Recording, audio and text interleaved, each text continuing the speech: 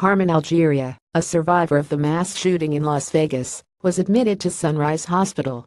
She had been shot in the leg and on October 2 was awaiting surgery. Marcus Yamla Times via Getty Images Drive. Christopher Fisher was working at Sunrise Hospital and Medical Center just off the Las Vegas Strip on Sunday evening when the patients started arriving. "It did look a bit like a war zone, can't say that it didn't," he remembers. Frantic families, blood in the hallways.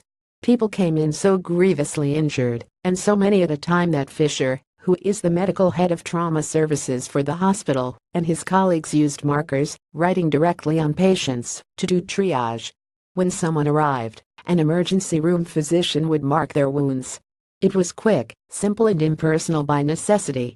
Fisher says in those first few hours, the patients were functionally anonymous to the surgeons trying to save their lives. "There's no paper charts prepared for all those patients," says Fisher. "No documentation, so literally they just write on the patient. Just write where the wounds are." Fisher did 7 surgeries in about 12 hours.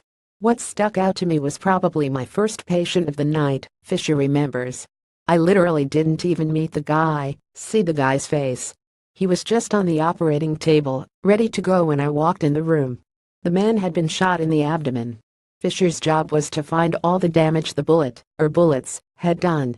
And a bullet does terrible things to a body. It tears the tissue, it rips the tissue, it bruises the tissue as it goes through," says Fisher. That first patient made it through surgery. As Fisher worked, he saw people with wounds all over their bodies. Literally everywhere, he says. "We had people shot in the head, shot in the spine, chest, abdomen, extremities. The gunman fired from above, and from a distance, into a crowd of about 20,000 people, and a lot of the gunshot wounds went side to side, so you anticipate that people were either running away or ducking." This is where, in addition to the controlled chaos of triage and the sheer volume of patients, the counting of gunshot wound victims gets even more complicated.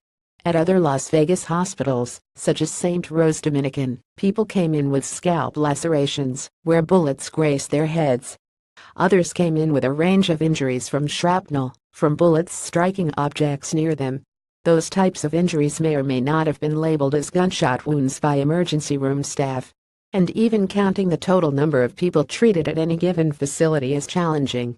For example, Clark County Sheriff Joseph Lombardo revised the estimate for the total number of people injured from about 520 down to about 500, saying some people had been counted twice initially. Meanwhile, some suburban hospitals in the St. Rose Dominican network said they were still receiving some patients who were seeking treatment for the first time after being injured in the shooting and initially going home, rather than checking into the hospital immediately.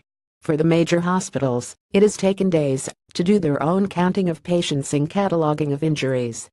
A spokesperson for University Medical Center, the only level 1 trauma center in the city, said Tuesday night that it was unclear how many patients the hospital had treated specifically for gunshot wounds. On Wednesday, Sunrise Hospital revised the total number of patients it had treated down from 214 to 200, of whom 16 died and 29 were still in critical condition. Of those, the hospital estimates about 120 had gunshot wounds, but did not release an exact figure.